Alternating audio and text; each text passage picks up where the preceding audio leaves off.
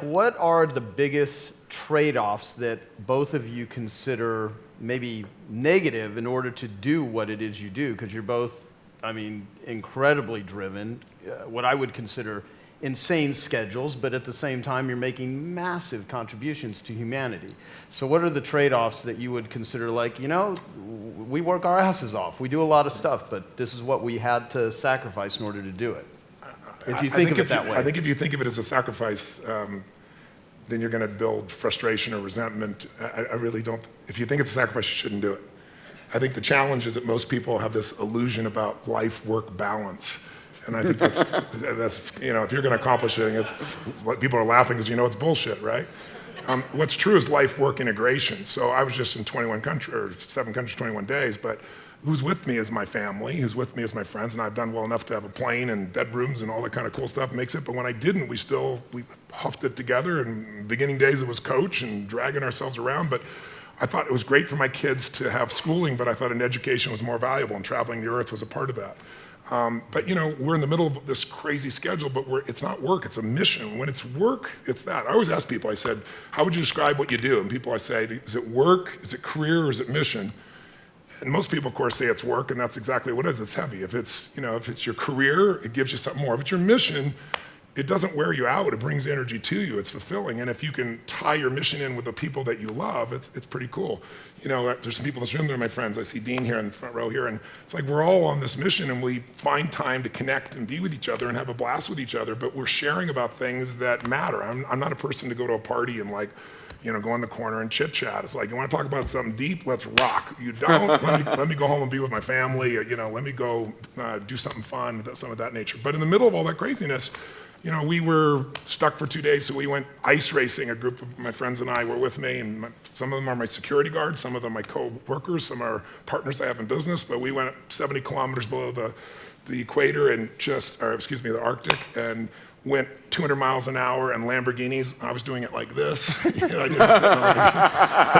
love that you said you're stuck and you did this versus going to a spa and getting pedicures. Yeah, going through that shit. So I was able to squeeze in a Porsche, and if you can imagine 200 kilometers an hour on pure ice on a lake that's frozen, as fast as you can drive. And the beautiful thing about it is most people have fears, and I've learned to make sure I give myself enough fear to stay intelligent.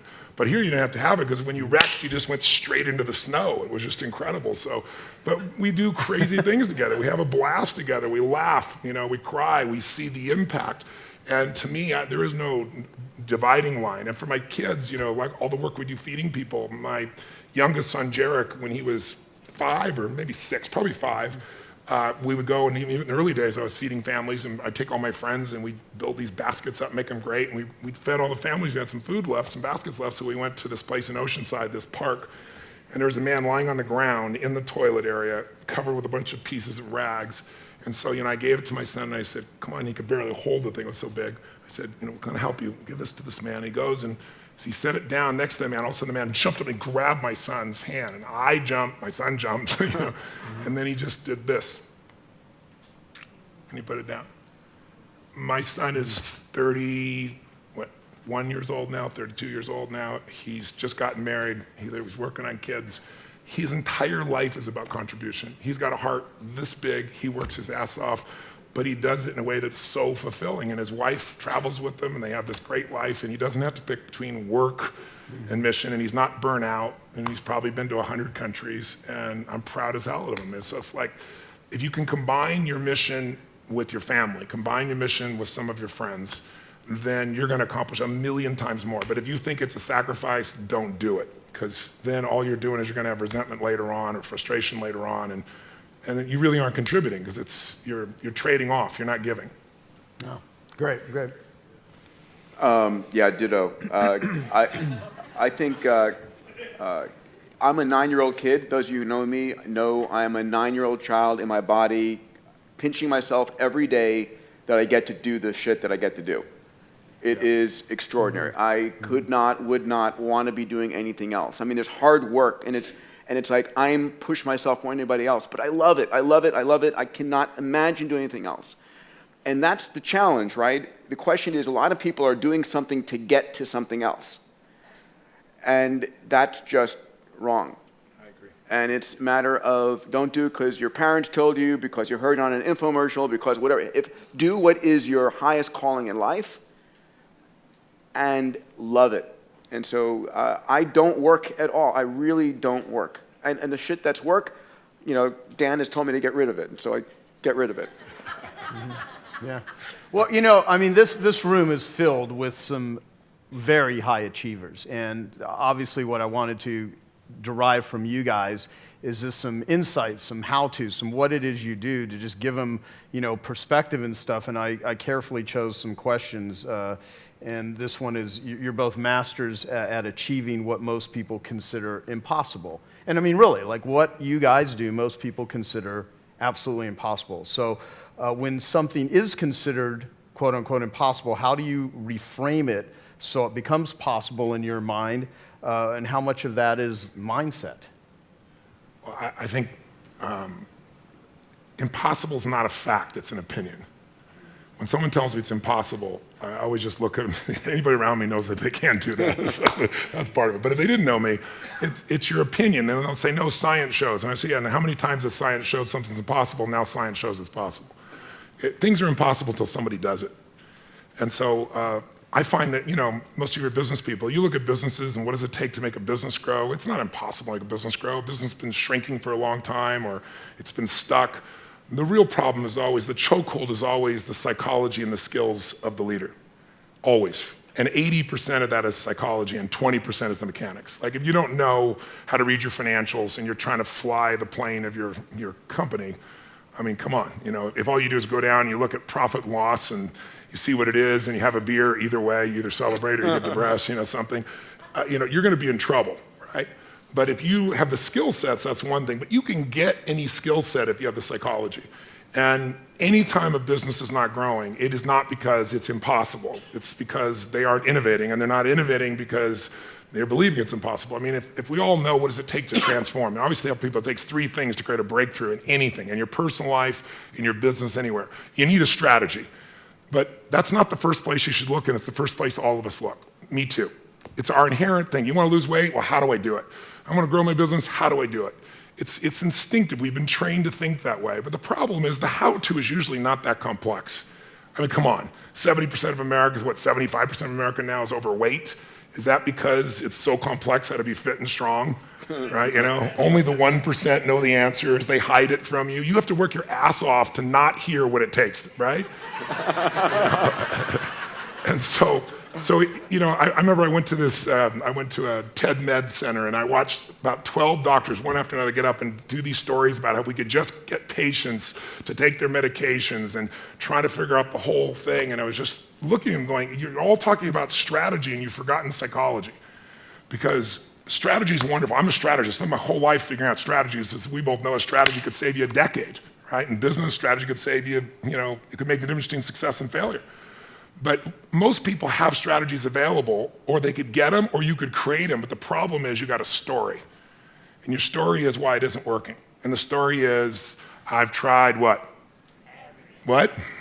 Everything. If you tried everything, you'd be fit, right? If you tried everything, you'd be profitable. If you tried everything, you'd be there. But people say it, I'm big boned. That's what I used to say. I'm still big boned, but I'm 38 pounds lighter than I was 25 years ago, and I've never gained it back, right? When I was big boned, that was my story. All the good ones are gone. That's why I'm not in a relationship. Or they're gay and I'm not, or I'm gay and they are, or whatever the story is. There's always a story. And what I tell people is, if you can just divorce the story of your limitation and marry the truth of your unlimited capacity, then the whole game changes. But it's hard to do that because when you're in your story, you don't even realize it. So you need a third piece for a breakthrough, and that's really what my life's about, which is changing people's states. Because in a different state, we're different people. Can mean people be nice? Yes or no?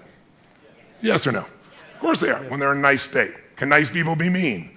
Sure, they get a mean state. So really learning to train yourself to be in an ideal state where the best of you comes out for yourself, for your family, for your mission, for your world, for your coworkers. To me, that's one of the most important decisions in life to make. If you ask me, out of all the people I've met, all the things I've seen, what creates a magnificent life? Everybody has goals and dreams that are different. Some people want, picket fence. Some want to make $1 billion. Some, want to have this huge breakthrough in technology. Some people want to write beautiful poetry. Whatever is right for people is what I want them for themselves. I don't want them to be like me or you or anybody else. I want them to have their dream. But to have it, you need two skills. You need, number one, to have the science of achievement. It's a science. You have to know how to take your vision and make it real. And most of the people in this room have already figured that out. And this guy sure as hell has, and you have, and I have. So most of us know, and we can all refine our skills in that area. But we know how to take what we dream about, make it real. And if you don't, you can learn from somebody who does. You know, the simplest thing is get crazily hungry for something. We all know when you get so hungry, so desirous, your brain starts coming up with answers. And then it's massive action, but effective execution, which is all modeling, which is, I assume, what this is about. Find the best example, compress the time. Let someone else take 20 years to figure it out. You do it in 2 weeks or 2 months or whatever the period is. We should all be standing on the shoulders of the people around us instead of reinventing the wheel. And then there's this thing called grace. You know, if you work your ass off, you're totally focused, you're trying to serve something larger than yourself, and you really are executing what works, you need a little grace. You might want to call it luck if you prefer, God, the universe, but it's there. And we can all achieve. But I think the more important skill, if you ask me, is to have an extraordinary life is the art of fulfillment. And it's an art. It's not a science. Because there's a science to making money. I don't care who you are. If you do certain things, you're going to have too much financial stress. You do other things, you're going to have an abundance. There's a science. There's a science to your body. Everyone here is biochemically different genome, but there's certain fundamental patterns that if you and I follow them, you're going to have tons of energy and feel good. If you break them, you're going to pay the price and have low energy or disease. But fulfillment is an art. What's going to fulfill you is different than the other person next to you. You're not going to learn that from anybody else. And you got to find it, because success without fulfillment is the ultimate failure. And I get those phone calls all the time for the multi-billionaire entrepreneur or politician or business person or the person just won their Academy Award and they're depressed and they can't tell anybody because they got all their goals, but they're not fulfilled because they really don't have that sense of meaning in their life. They went for something and they got it. They achieved. And if you doubt this, what I'm saying is relevant to you or us or anyone, just think about a month ago, we lost what I consider to be a national treasure, Robin Williams. How many of you loved Robin Williams? Look around the room, keep your hands up, look. And most of you didn't know him, almost every. And where you go in the world, people love Robin Williams. By the way, was he great at achievement? Oh my God, that guy, he said he wanted to become a great comedian, he did that. I want to make the world laugh, he did. I want to make my own TV show, he did. I want to have the #1 TV show, he did it. I want to make movies, he did it. I want an Academy Award for not being funny. Not his skill set, drama, and he did it. I want a beautiful family, and he did it. And then he hung himself. Make everybody happy but yourself.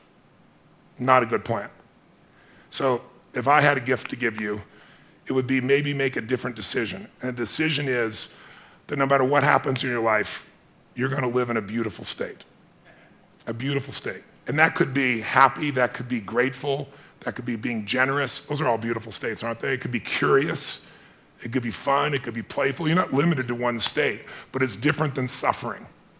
And most people's suffering, and all suffering I've ever seen, I've traveled to 100 countries. I've dealt with presidents of countries and, presidents of businesses, CEOs. I've dealt with people in prison. I've dealt with, you name it, average people. Suffering always comes because you're obsessed about something related to you. You can only be depressed if you're focusing on yourself. You say, no, I'm depressed because it's my kids and they're not doing well. No, you're depressed because you feel you failed your kids. It's about you. It's about how you think what you should have done or shouldn't have done or what someone did to you or didn't do to you in the past or the future, which don't even exist. So I have a simple goal. My goal is help people make a decision that says, I don't know what's going to happen. You might get a divorce, even though you don't think so. You might find a member of your family with cancer. You might have your house get burned down or have a tornado go by, and if you live in the same place, it happens every 2 years and you move back, we should talk, but some people seem to do that for some reason. You can't control those things. I can't control those things. I don't want those to happen to you or anybody I love or anybody who's even a stranger to me, but they're going to happen. True? Not positive thinking bullshit, just the truth. So if that's going to happen, I say make a decision now that says, I'm going to live in a beautiful state and I'm going to find beauty in whatever life brings me. Because life is too short not to. I see a little buddy over here named Sean. I remember when I got a phone call from the Make-A-Wish Foundation, say, I have a young man that's about to die and he wants to meet you. And he came to the seminar and then I took him out afterwards. And at the time, if he coughed too much, they said, you can't grab him. I said, I want to take him across the fire. I said, take him across the fire. I said, if he coughs, he'll break a rib. I said, I'll be really gentle. We're going to do this thing. And he did it. And then afterwards, I sat down with him and said, man, I don't have the answers, but if your body is, you're just coughing and it's going to make you break a rib, your body is so acid. I said, you should get alkaline. Let me put you together with a doctor. And how many years ago was that? I'm 36. I was 19. You were 19 and you're now 36. I like seeing you here, so brother. Give him a hand. He's a beautiful man. He's a beautiful man. But Sean, what made me think of Sean is Sean lives in a beautiful state. He could be bitching and complaining and whining. And what does he do? His whole life is not about himself. That's why he's so happy. He doesn't live in himself. He lives outside himself, serving things he loves. He still takes care of himself, and he's funny as shit. And he likes to seduce women and things like I can't talk about right now, but. Oh, you're married now? Okay, well, good. I'm glad to hear it's about frickin' time. All right, Sean? It's good to see you grew up. Now, the bottom line is this young man over here who now is at a different stage of life, he's always been who he is. I think he lived because he lived for more than himself. I'm sure he felt pain, but we only suffer when we think about what's being done to us or what people are going to think or what they should have done or hadn't done, and you can't control that stuff anyway. I mean, why be pissed when people are going to do it? Are people going to be mean? Yes or no? Are people going to be unfair and unjust? Yes or no? Are people going to be beautiful and generous? Yes or no? You just never know when that shit's going to happen, so might as well enjoy yourself along the way. And I suggest today, if you want, if there's any gift I came by to give you, it's to tell you what you know already, but get you to make a decision about it. To actually decide, I'm going to live in a beautiful state. That doesn't mean I don't get angry or pissed or tired. Or, suffering arises and you end it the moment you go, holy shit, I'm thinking about me. If I do this, I'll always be suffering. The human mind is always looking for what's wrong. The human brain is not designed to make you happy. It's designed to make you survive. Happiness, that's your job. And you only get it if you draw a line in the sand. That's how it's going to be. And I can tell you the few people that do it, I know a few people that have done it, they have magnificent lives. And when you're in a beautiful state, the best ideas come in. This man lives in a beautiful state. Every time I talk to him, I love seeing Peter. Peter's just always on fire about something. But notice, he's doing unbelievably well. There's nothing wrong with that. But almost everything he's doing is about more than himself, and so that's why he feels so alive. He's not suffering an ounce. He's in ecstasy. He's not lucky. He's living life a certain way. It's a beautiful way. I'm honored to have you as a friend. Thank you, brother. Hey, I hope you're enjoying this video, and I want to let you know that I have a new book that's come out, and if you'd like to get it absolutely free, there's a link below in the description, or you can wait till the end of this video, or you can simply go to joesfreebook.com and you can get a copy there. Wow. Now say something better than that. I mean, like, let's really see how good you are here, man. Oh, God, yeah, this guy goes through my mind. I'm like, there's no way to follow this. What the hell was the question? He doesn't have to say anything. Truthfully, he doesn't have to say anything. He lives this shit. I'm just telling you what he lives. He really does. I'm not saying that to blow smoke. This guy lives it. If you meet this man, how many met this man before and he was in a wonderful state? Let me show your hands. I don't think I've ever seen him not in a wonderful state. I've seen him have some painful, challenging places, but he doesn't stay there. And look what he's able to create because of it. He is a 9-year-old boy who's on fire. He's on fire to light the world on fire with what's possible. It's a beautiful thing. I honor you. So the contribution I'll make, thank you, Tony. And I think it was about impossible and mindset and so forth, is the reality is there is very little that's impossible, period. It just is. And your mindset, as soon as you say something is impossible, then you shut down every possibility for solving it, right? And we all know this. And the challenge is that it's really hard not to be in that state because we get thrown stuff all the time. And what I want to share with you is an experiment, which is to say, okay, not only how do I make it possible, but how do I actually go 10 times bigger? And you've heard me speak about this, moonshot thinking, bold thinking, whatever the case, whatever terminology you want to give it. And most of us in our life are trying to make a 10% improvement. And we know this. I'm trying to increase my revenues by 10%. I'm trying to reduce my sales by 10%, save 10% more of the, the lands out there, whatever it truly is, we all have this sort of beaten into us by life and by the rest of the universe that you can make these small incremental improvements. But the fact of the matter is that there are those in the world that go 10 times bigger. And every one of us can be that. And as soon as you say, I want to not only solve this thing, but go 10 times bigger in my work, in the things, and can I say this, in something that you're truly passionate about, not just about earning a little bit more money. I mean, it really should be in something that you care truly about, that is bigger than yourself, that is impacting the world. As soon as you try and go 10 times bigger, 3 magical things happen. Number one, even if you have no idea how to solve it, no idea how to get there, you'll be amazed at what you come up with. And what's interesting is our legacy, our past, anchors us to where we are today. And you have to let go of that. You truly have to let go of all the stuff in your past, what you thought you'd done, all of the infrastructure that you've built to let yourself go. When Elon Musk built Tesla, the reason Tesla was such an amazingly better car is he didn't have 100 years of Detroit to hold on to. He started with a clean sheet of paper and imagine what could be. The second thing is when you try and go 10 times bigger versus 10% bigger, it's 100 times the value proposition. And it's never 100 times more expensive or 100 times harder. And so you get this increased capability. And then the third thing is when you try and go 10 times bigger, to solve a problem 10 times bigger, you've got to reinvent stuff. You have to actually go and figure out, okay, I have no idea how I'm going to solve that, but you're going to start to reinvent things. So when Eric and I were working on, asteroid mining, we had to reinvent. We had to have, so much computational power on board the spacecraft. We had to come up with brand new sensors and hyperspectral and midwave IR that didn't exist, had never been licensed, because these spacecraft were going to be operating at 200 million miles away, and that forced us to come up with new kinds of capabilities that were not currently possible. And you'll be amazed what those capabilities that you create in your business, in your life, enable you to do. And so there's this massive benefit, this payoff, this dividend that comes from expanding your mind and not being anchored to the past. And so I think that there are very few things that are truly impossible. I think that impossible is a state of mind. And I'll say one other thing.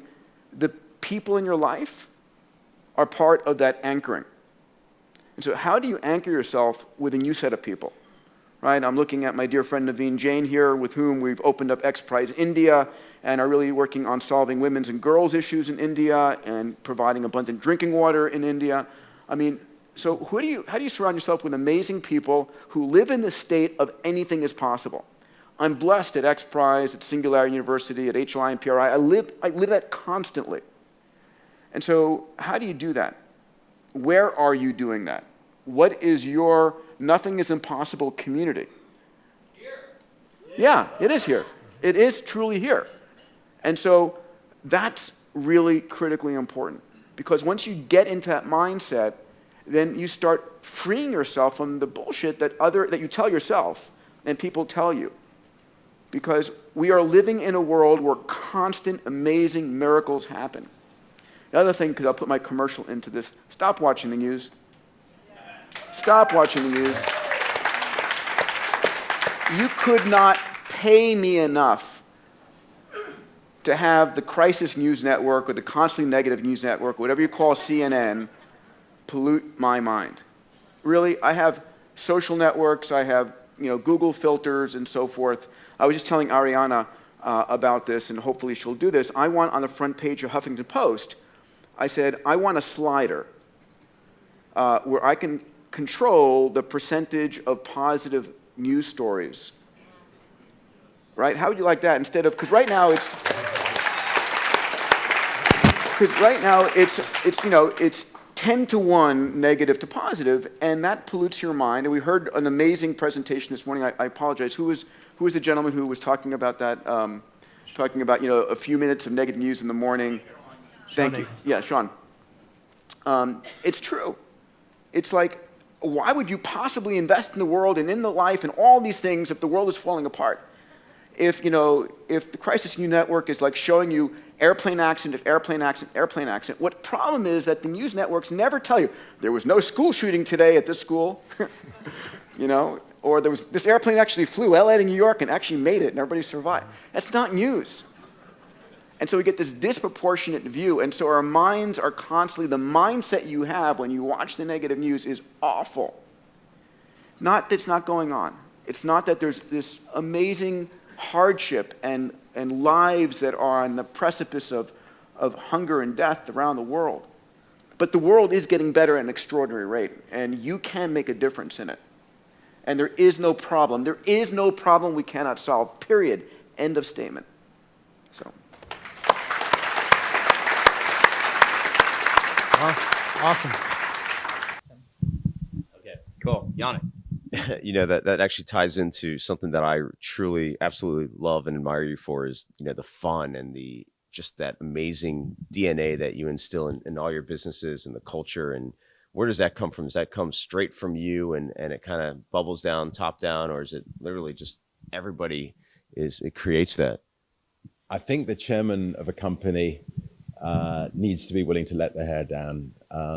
And if you take a party situation as an example, if the chairman of the company stands in the corner sipping sherry with his fellow directors, as normally happens in a lot of company parties, everybody else in the room will be standing in huddled corners, having boring conversations.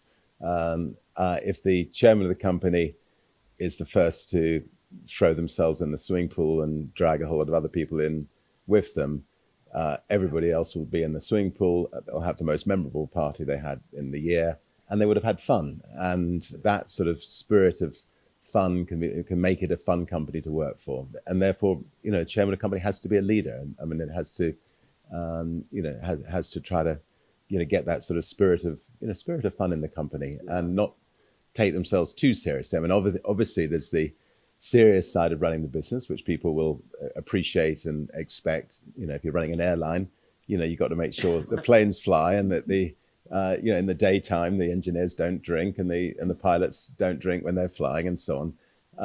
But when people are off duty, people should be able to have fun, and it's getting that balance. And I think that Virgin, we've managed to get that balance. We've got the best safety record of any airline in the world.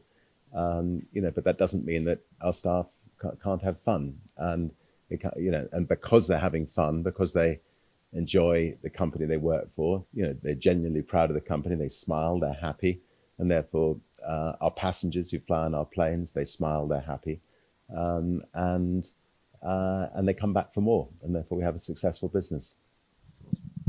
Okay, well, I mean, I think we can all agree that we're all massive supporters of business owners and entrepreneurs, and you believe that. Supporter of business owners having fun. But yeah, anyway. Oh, yeah, no, totally. I mean, well, first off, talk about that for a moment. I mean, here we are on Necker, and we're bringing a group of people, all of us in our own businesses. Yannick has his Maverick Business Adventures, which mixes fun with business and just, allows people to do amazing, awesome things. Yeah. Marie. I wrote down a rule that you said yesterday, which was there's no work that can be done in the afternoon of Necker. And you literally stepped in and said, we're not having this meeting at 4:00. And that's so amazing because it's like most entrepreneurs never take that time to just re-energize and regroup. And yeah, and I think that you can have meetings after meetings after meetings, where people can actually end up being burnt out. Whereas if you're having fun with people and get to know people, and getting to know people in fun situations, you can learn a lot more than perhaps in informal meetings. So, we mustn't eat into our fun time. I mean, Peter Drucker said you're either working or you're in meetings. So, I tend to like that. Okay, Richard, I believe that you believe that social and economic problems can be solved in many ways through entrepreneurism, and I wanted to get your perspective on that. Yeah, I think that it's worth making one point first of all, and that is that creating businesses in themselves can solve social problems, because by being an entrepreneur, creating businesses, you create jobs. By creating jobs, you can help help take people out of poverty. And obviously that applies, well, that applies worldwide today, I think. I mean, it's particularly with recessions and things around the world. But equally, I think that, once you've actually created a successful business and you feel that, the business is secure, I think if every business could then become a force for good, and you can use your entrepreneurial skills to think, how can we, as a company, tackle a social problem in the local community, maybe if you're quite a small business, use our entrepreneurial skills to see how we can tackle it better than it's been tackled before. Or if you've created a bigger business, maybe how can we tackle, some of the seemingly intractable, global problems, and again, use our entrepreneurial skills to see how they can be tackled in a better way than they've been tackled before. And I think if every business could do that, an awful lot of the problems of the world would get resolved. So you've had the experience of meeting, I'm sure, just thousands of entrepreneurs over time and also helping to create them. Is there any consistent mistake that you see entrepreneurs make in business that they could possibly avoid?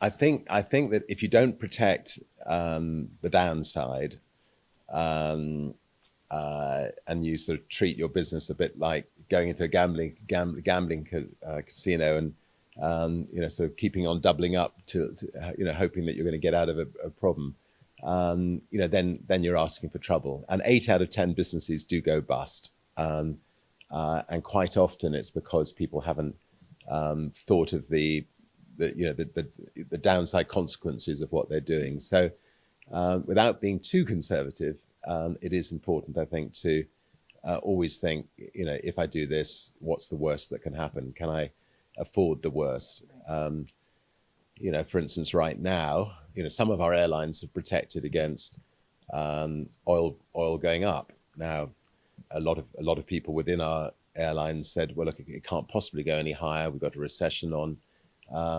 So do we really have to protect? The wiser people at Virgin said, yes, we should protect against the worst happening. So it was good and sensible that they protected against the downside. I've seen you do that too, Richard. I mean, just as a great example is like Virgin Mobile, as we'd say in the UK, but Virgin Mobile, and like just instead of building all the communication, all the infrastructure it would take, you literally leased, I think, Sprint's lines, and so there's very little downside and very big upside if it worked for you. We have a strong brand, and therefore we're able to avoid the enormous infrastructure costs of sometimes of building new businesses. We can piggyback on other people's infrastructure, using our brand, and we'll put in the brand. We get 50% of the company. We'll use our marketing skills, and other people will put in the infrastructure, and that in itself also, as you say, protects the downside. Yeah. With all the decisions that you have coming across your desk, wherever you're at, your beach, I guess it could be. Yeah, exactly. How do you make really tough decisions on a daily basis? Because you've got so many requests and demands of your time and people that want your attention in the world. And like, what's the Richard Branson methodology of, I guess, time management, priority management, really thinking it through? I mean, how do you do all of this? Well, we spoke about delegation, and I think the first thing is to make sure that everything is running without you. So, if when I'm swimming around the island every day, if a shark comes and decides that I look tasty and I disappear, that everything will continue to run, and it may not run in exactly the same way, but it will continue to run, and Virgin will continue to grow.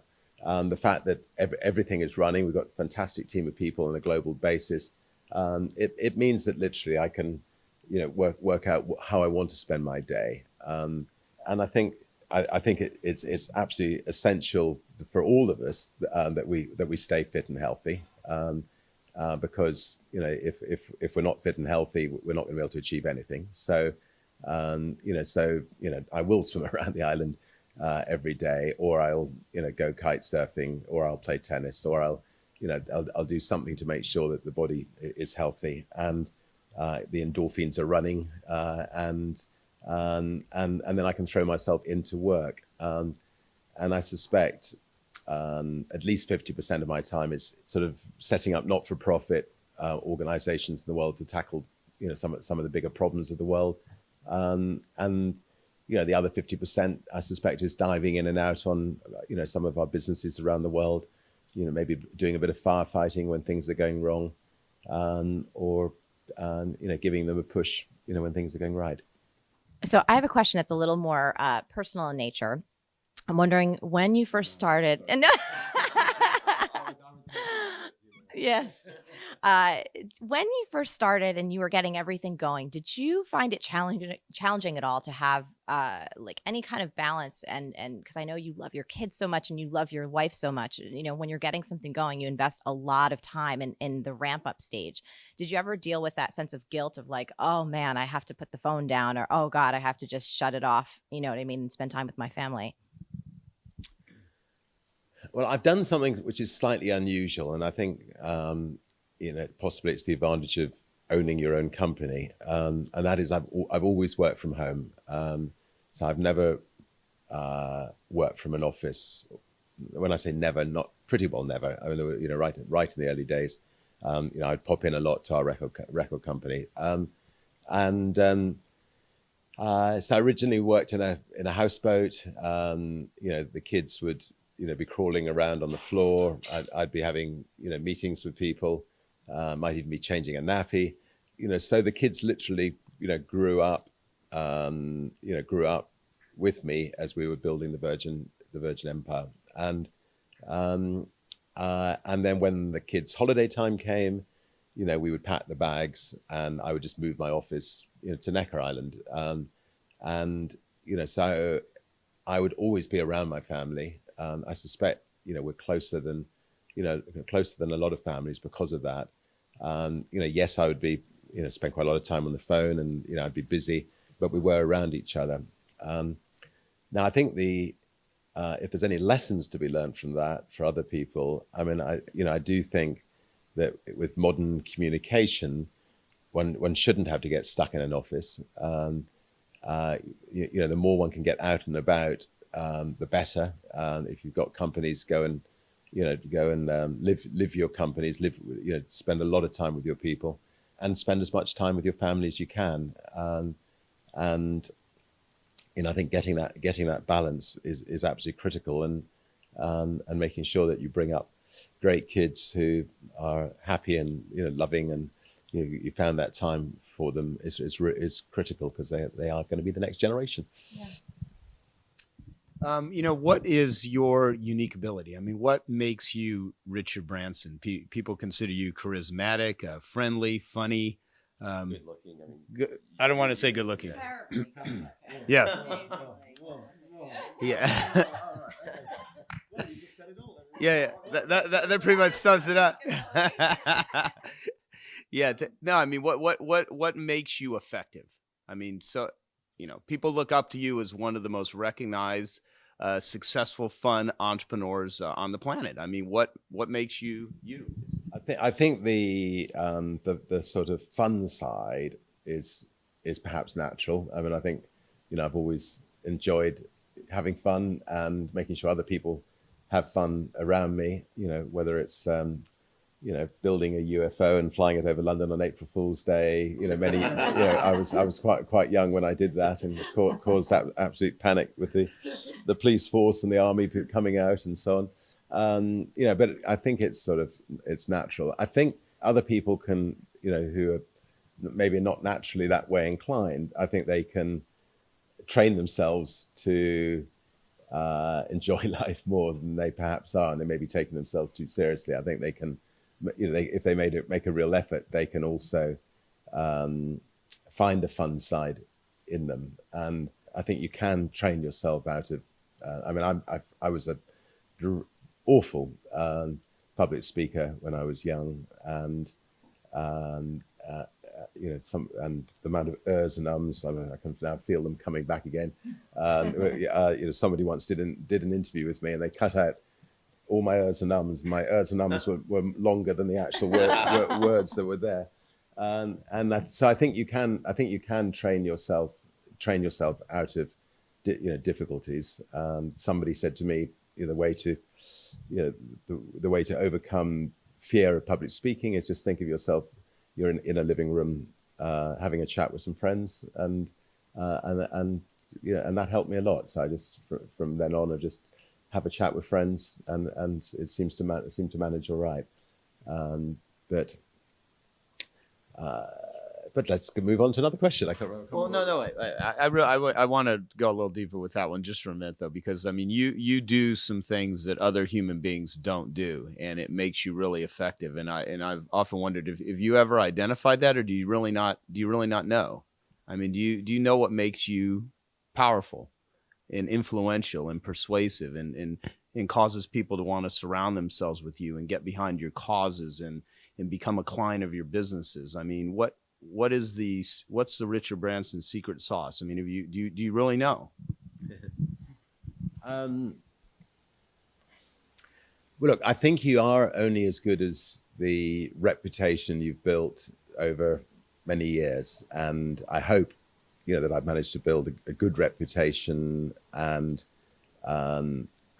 therefore hopefully people can trust me. So if you look back over Richard Branson's life, there's the exciting side, they're trying to be the first to fly around the world in a balloon, or the fastest across the Atlantic in boats and so on, and I think that sort of slightly sort of sexier side of my life, the fun adventurous side has also helped the brand and helped make the brand a bit more interesting than, say, British Airways, where the chairman hasn't put his life on the line too often.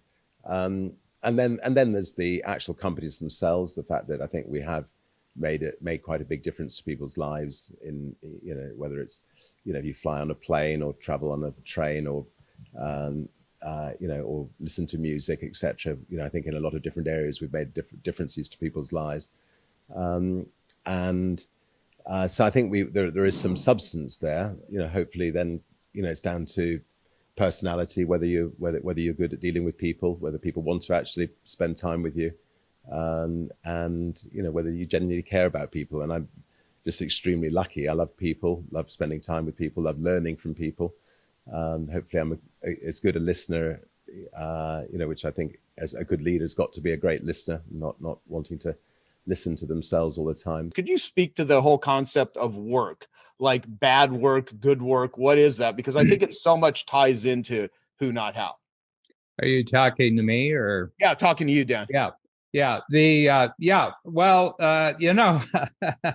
it wasn't our idea to get born. I mean, first of all, you have to accept that.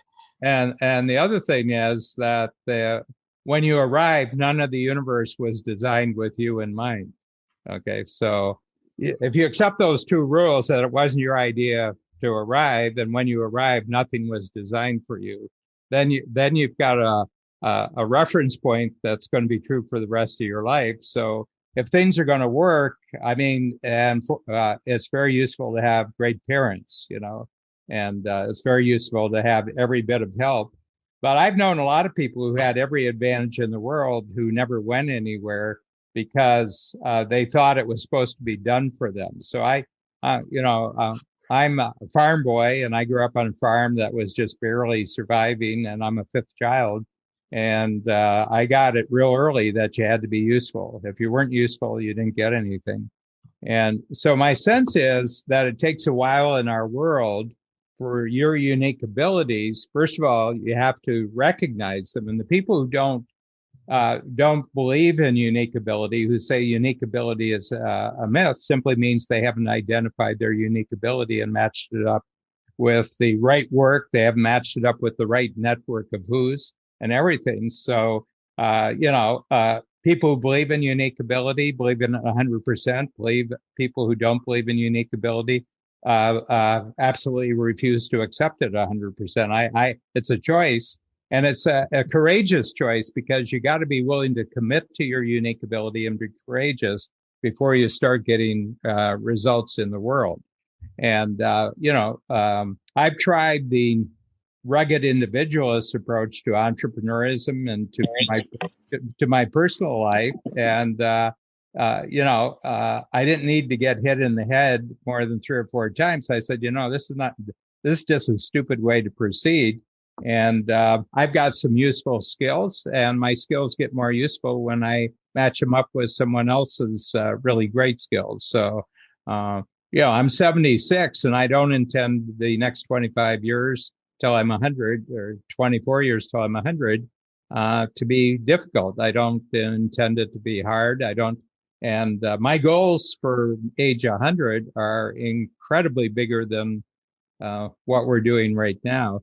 So, try it. The only way to do is take the idea and start with your personal life. If there's part of your personal life where you're doing work you don't like, hire somebody or get somebody in to do it. You don't have to hire them full time. And, maybe it's 4 hours a week, and just see what it feels like to have somebody else who's really good at something to handle part of your life. You can do this bit by bit, but after a while, you realize that your financial goals are so you can hire more who's. So all my financial goals are hiring more who's, skilled who's. The greatest freedom in my life is to have better and better who's in my life. So how much is that going to cost? Whatever it takes. So my goals keep going up. And I'm not hiring who's to get to my financial goals. I'm getting to my financial goals so I can hire who's. Mm-hmm.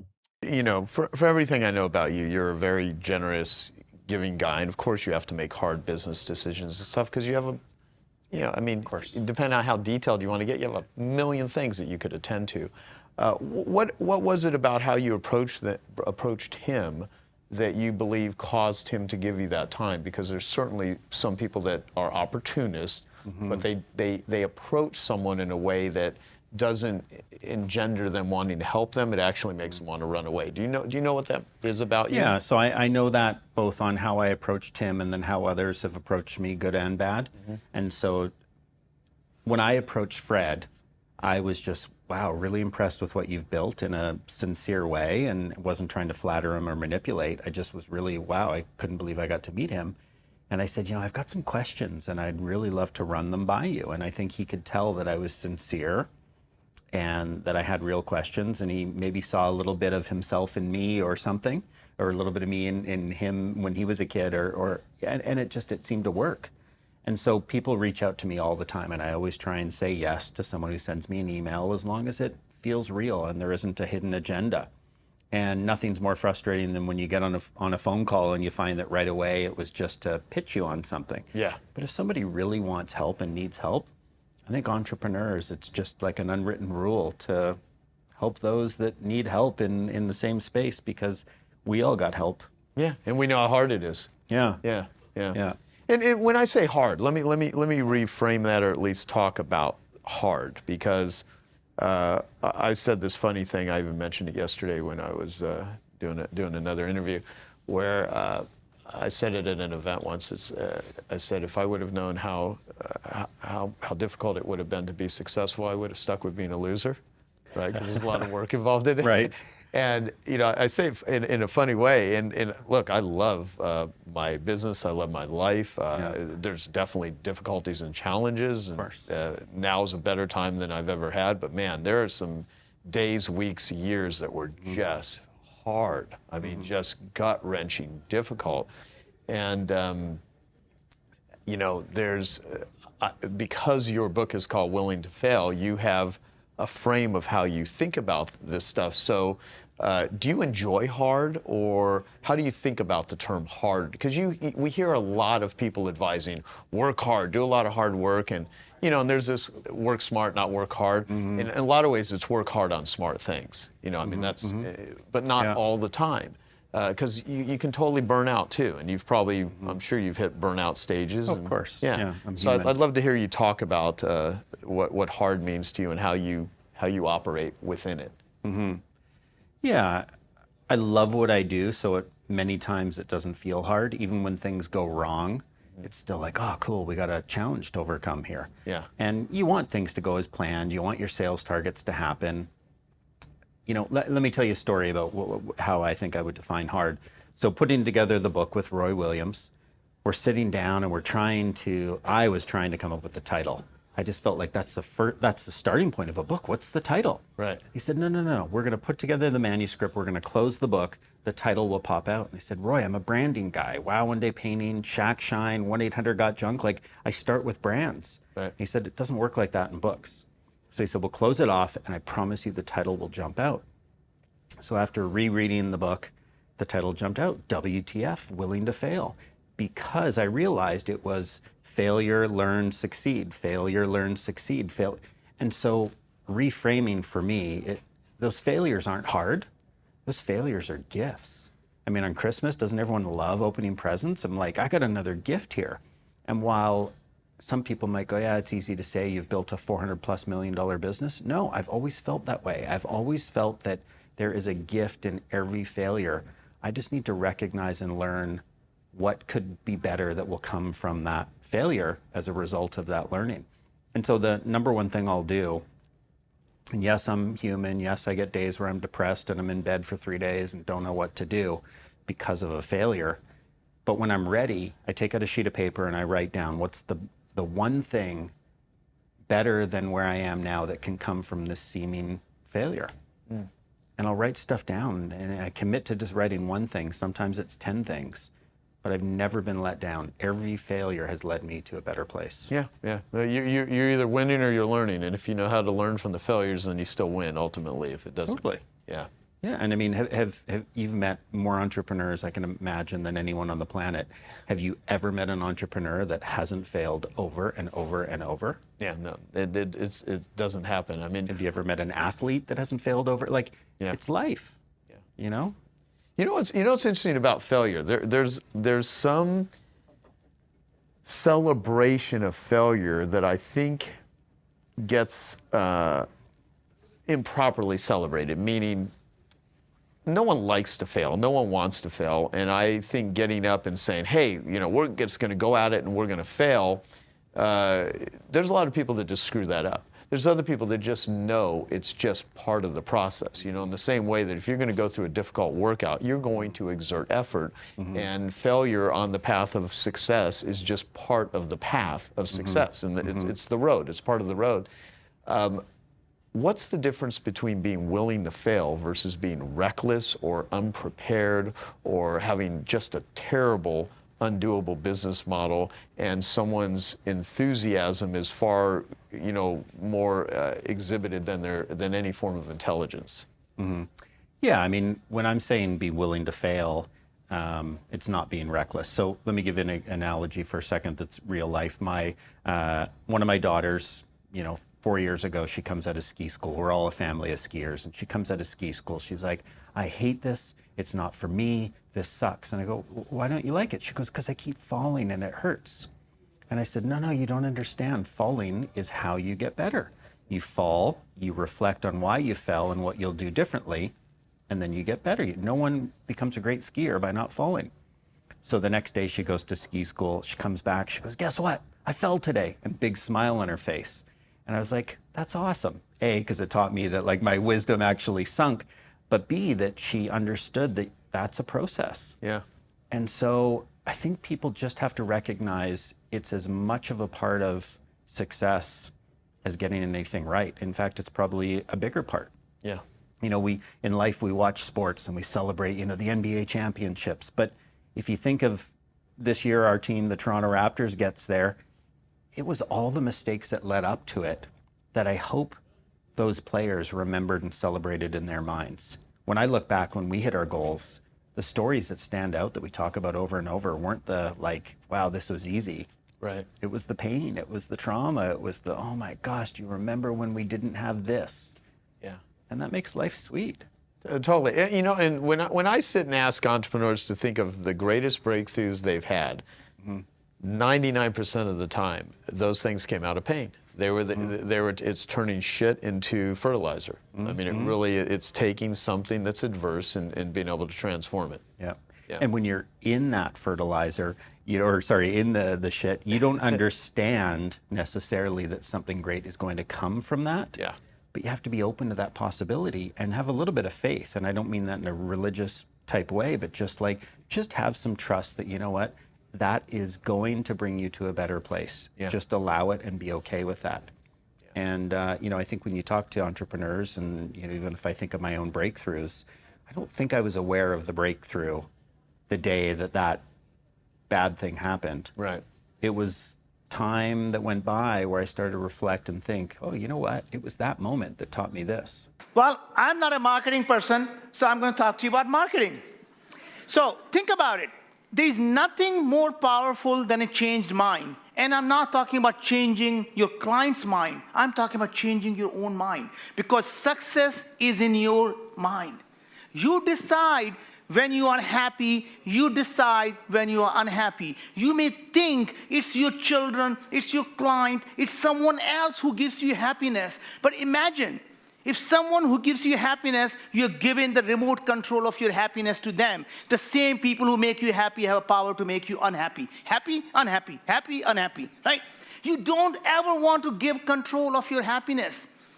Every one of us here is so focused on going out and becoming successful that they forget that after being successful, you still have to go out and become significant. How do you become significant? How do you find the happiness? How do you find the fulfillment? Interestingly, the human body, our DNA, is designed for us to be generous. Because we realized when we were way back when in the tribes, we realized if we didn't help each other, we all die. Our DNA says the only way we survive in the long term is when we take care of each other.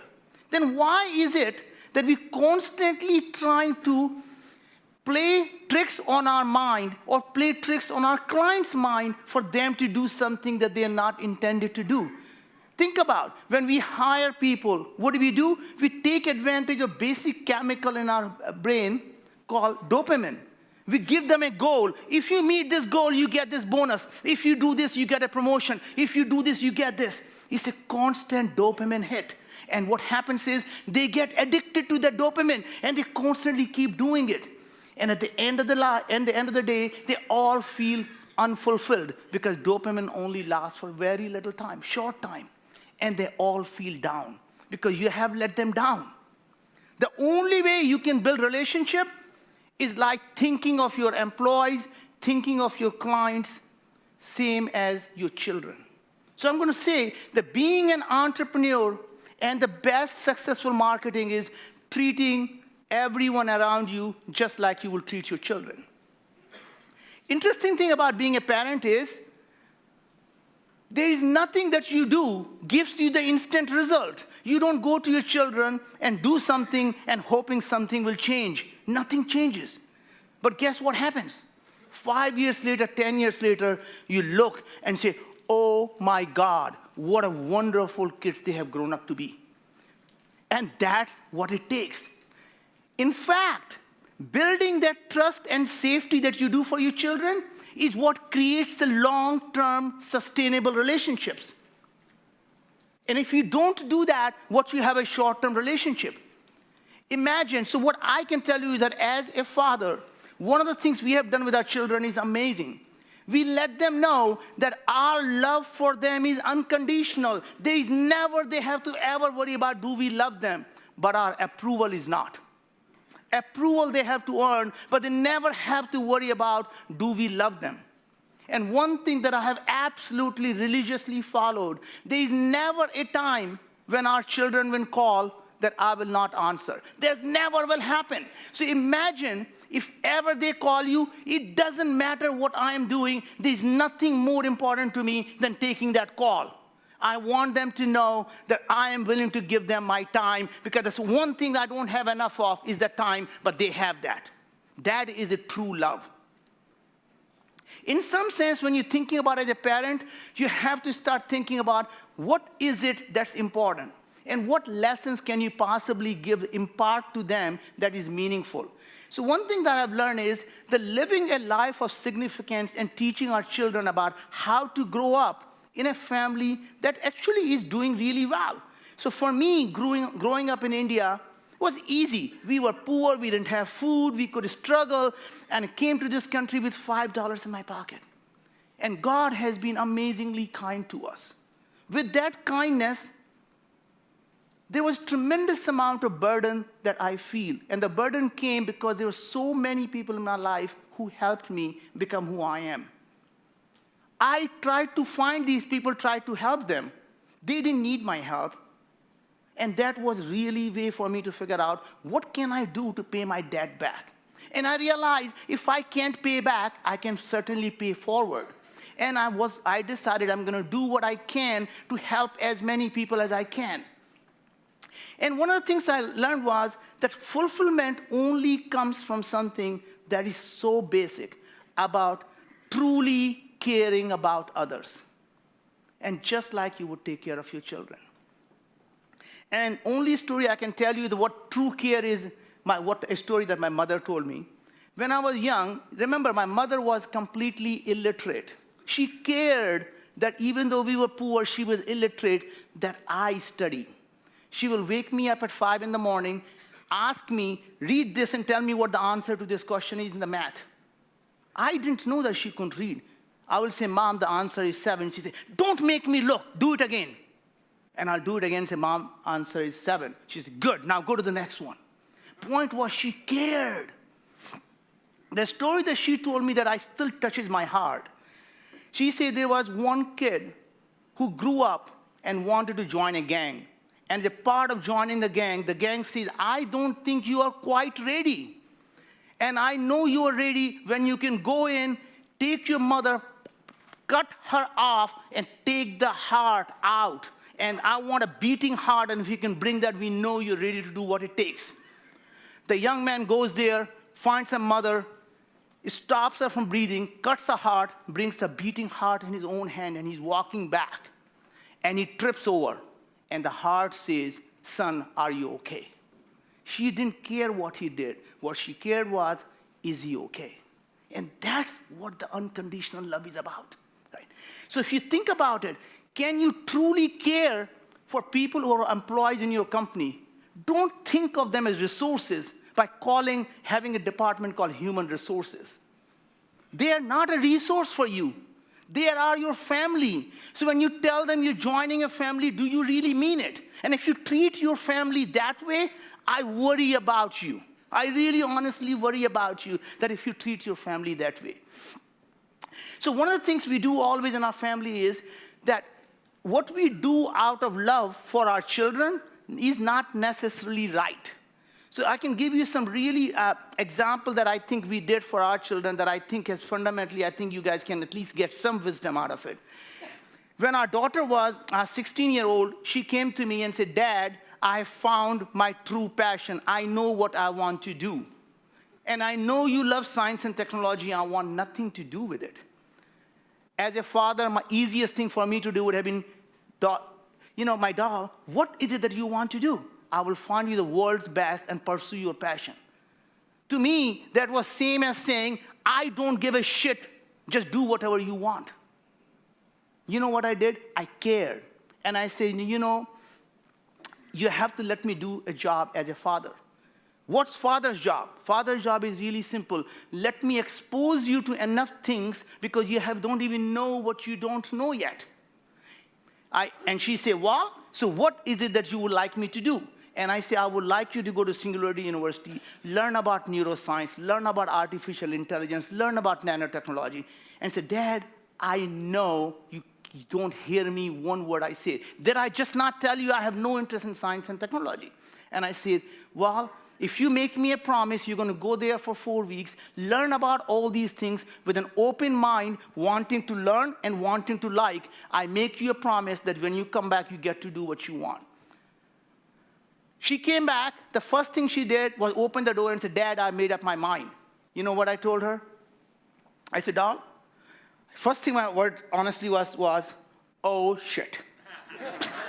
Then I said, well, I gave you my word. Tell me what is it that you would like to do. She said, Dad, I've decided I'm going to be either a neuroscientist or a genetist. And imagine that. I said, doll, at the risk of changing your mind, would you tell me what made you change your mind? He said, Dad, you're so dumb. You don't realize that I go to high school, I mix these chemicals, I learn these science, and I say, why do I really care? When I went to Singularity University, I realized you knew I care about girls' education. I realized until I learn about the human brain, how can I change education? Until I learn about genetics, how can I take care of their health?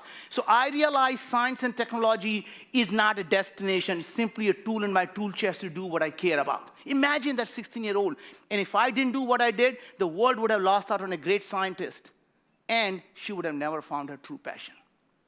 So at the end, what I would tell you would be, as Peter said, if I ask people, what would you die for?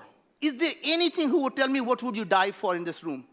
I can tell you most people will say what I would say, our children. There is nothing else in our life we would die for. And if I were to ask you, what are you living for? There's very few of them say, I live for my children. Imagine if there's one thing you could go out and learn is live for your children. If you're willing to die for them, live for them. Give them your time. Treat your employees like a children. Don't think anything. When you go out with, I go out with my wife and tell my children, don't call me because I'm having my private time. Guess what happens when they grow up? Don't call me, I'm having a private time. Right? If you don't care about them, they won't care about you. So just go out and make sure that if you're willing to die for them, live for them. A lot of people in business talk about changing the world and making an impact, and very few people actually do it. And so you often say you want to change 100 million lives. And so are you really doing that? I mean, that's the goal. It's obviously a stretch goal.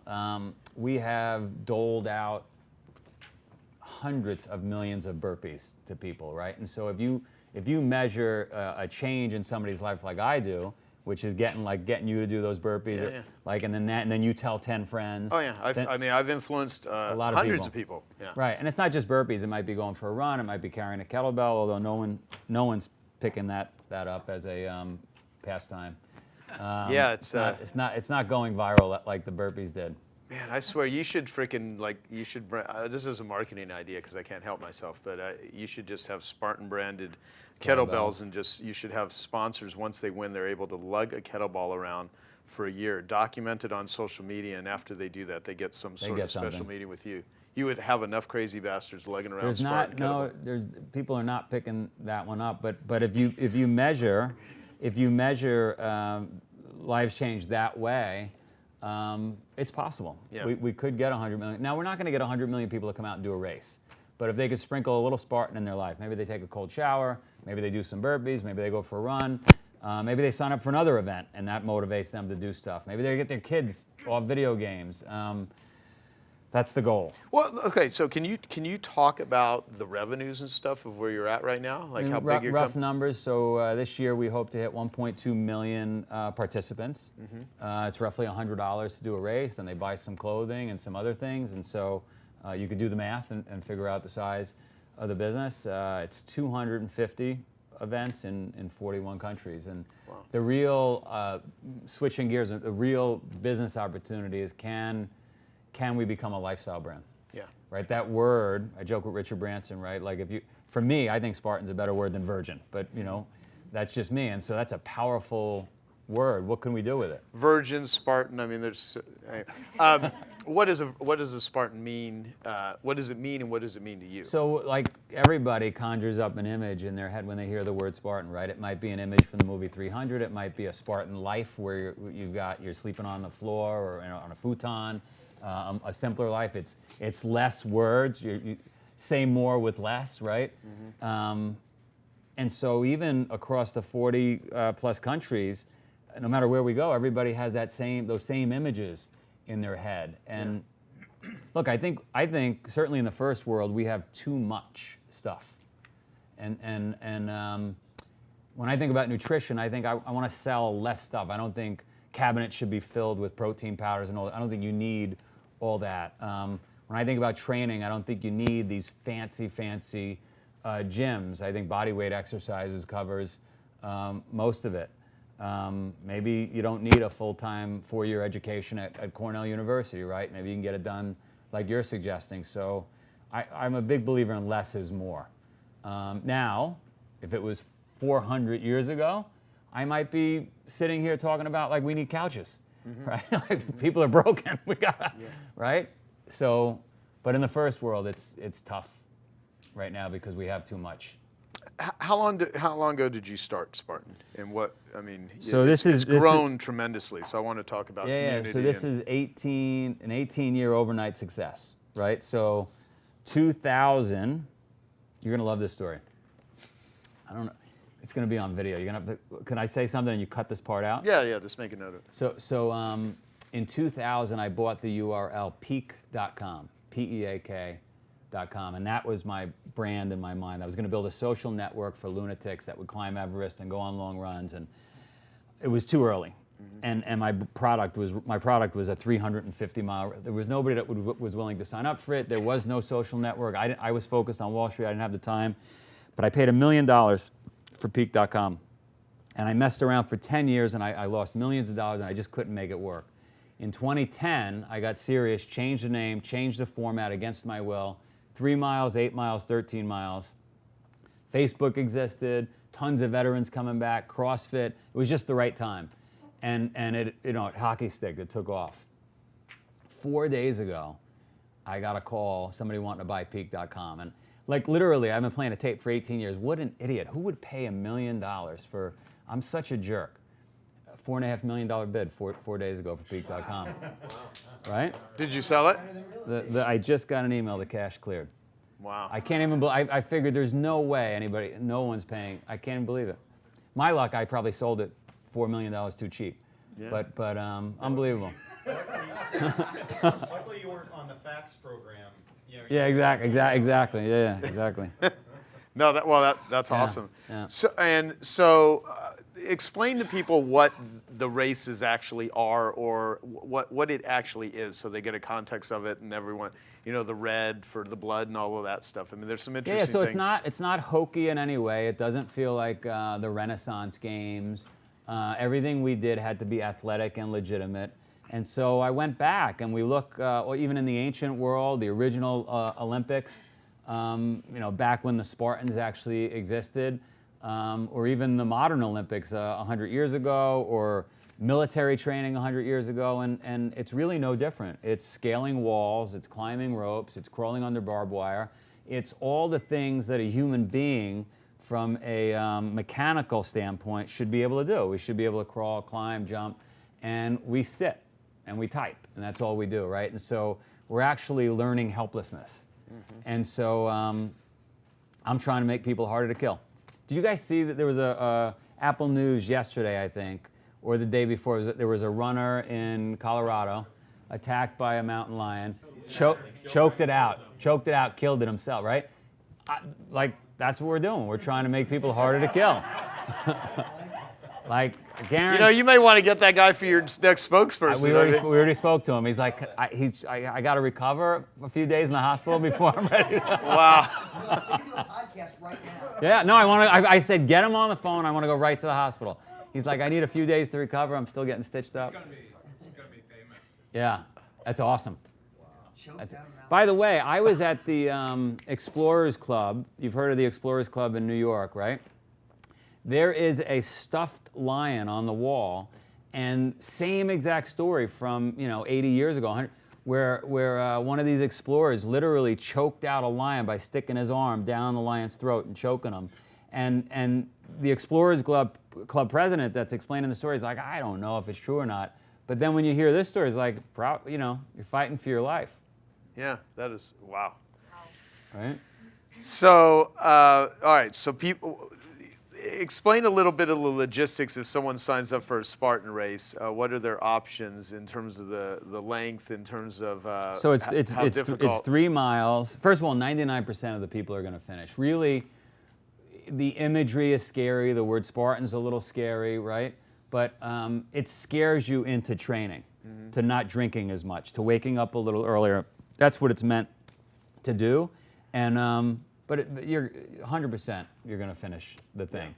Well, almost everyone that goes through it actually will, swear that they've had a total mind shift. Life change. Yeah. Life change. Yeah. Now, again, if we were in the third world, somebody would do it and say that was a joke. The way I live every day is tougher than that, right?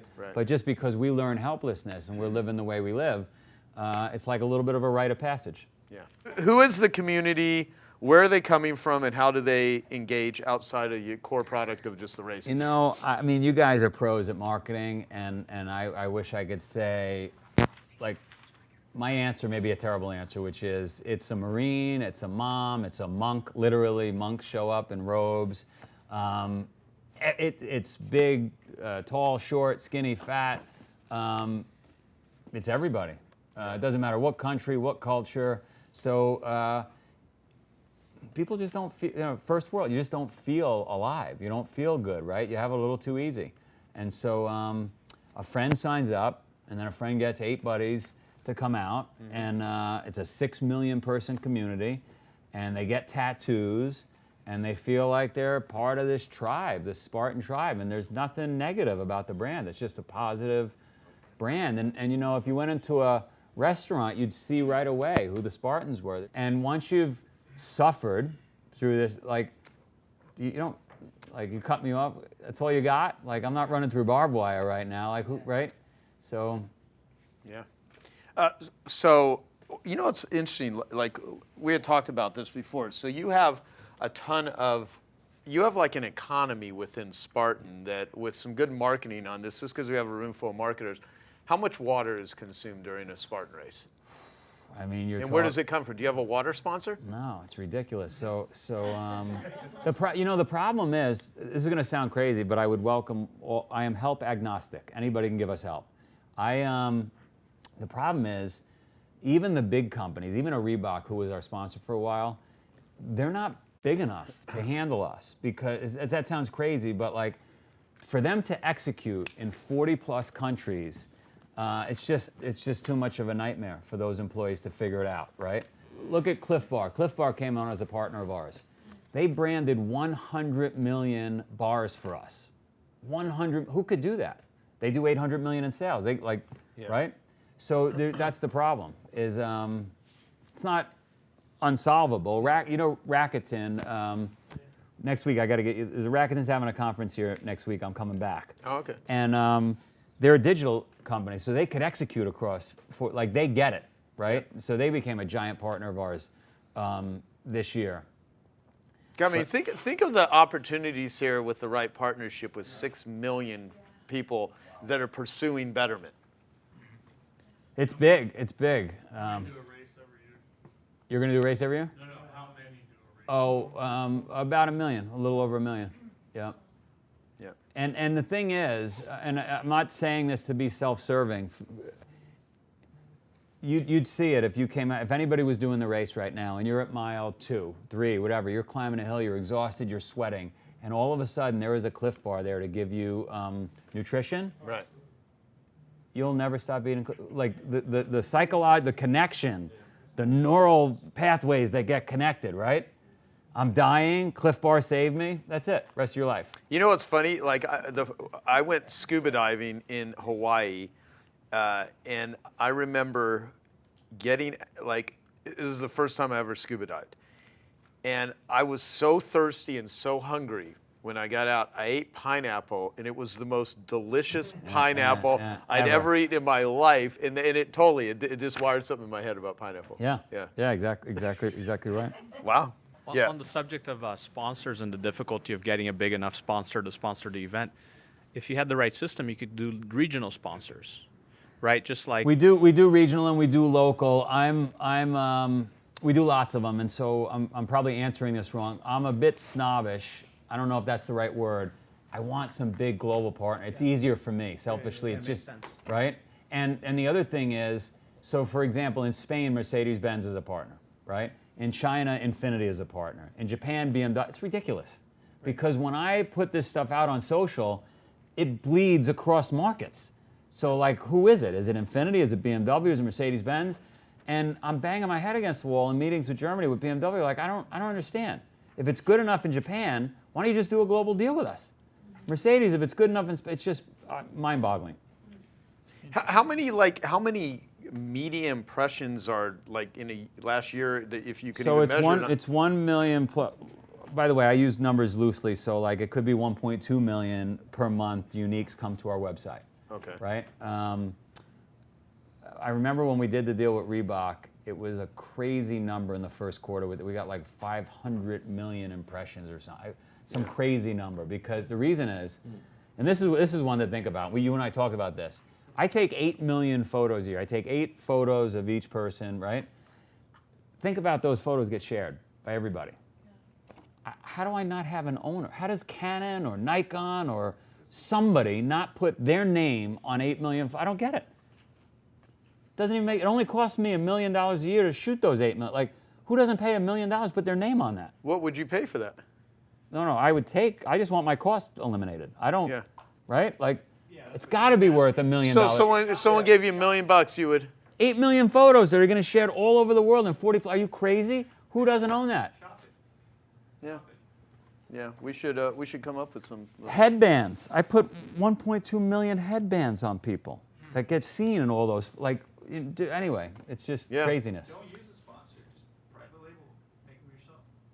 Well, I do. I mean, right now they say Spartan, right? And those photos say Spartan, but I want to eliminate the cost. Okay, I hope you found that video awesome and useful. So if you want to get a free copy of my book, I want you to click here. And if you want to watch some more videos that'll be useful and awesome, click here. Go ahead. They're over here. Do it now. Come on. Thank you. Watch them.